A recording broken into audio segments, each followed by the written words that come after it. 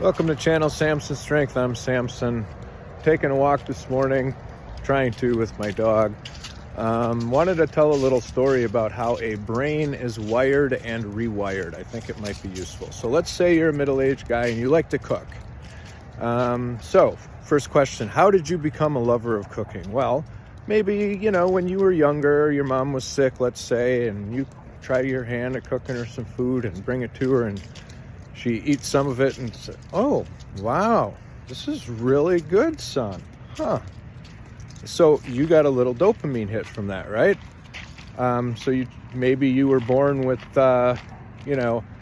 heightened smelly holes in your head, right? Good sense of taste and smell. Whatever reason, so you make some food for your mom again or your family, and they really like it. So you get another dopamine hit, right? And this goes on, and every week you cook a meal for your family and they really like it, and it's great. So this becomes kind of like a thing for you, a hobby, let's say. Not what you do for a living, but you really like to cook.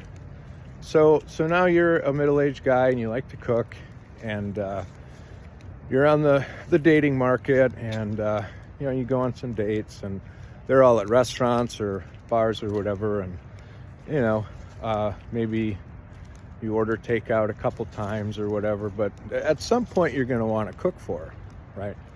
So let's say you cook some food for her, and you guys enjoy a meal together. It's okay. But she seems ambivalent, right? Maybe she's just not into food or whatever, but it's okay. It's your thing, so you'll try again. And you do, whatever. You do takeout, you go to restaurants. It's still early in your relationship. But the next time you cook for her, it's okay.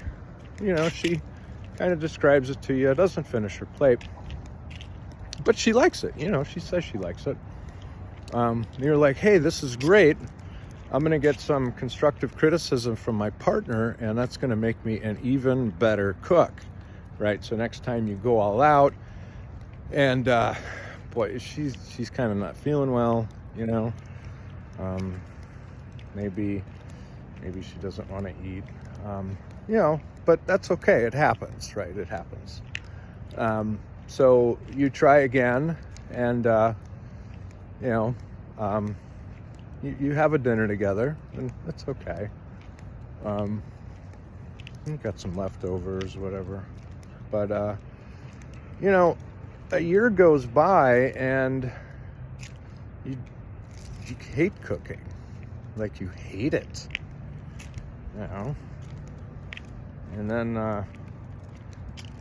you realize that looking back, like the last several times you've cooked, all you've gotten is criticism. You don't like to cook anymore. So you went from getting this positive reinforcement and these little dopamine hits to getting these subtle cortisol hits, fight or flight hormones stimulated, and it rewired your brain. So imagine if you're a guy and you just get criticized. You could paint the whole house, and your partner comes home and says, "Oh, you missed a spot." Right? Now, the thing is, you might not even realize it until you find the alternative, right? Somebody that's supportive and loving and caring, right? Someone a little more Old Testament, if you will. So,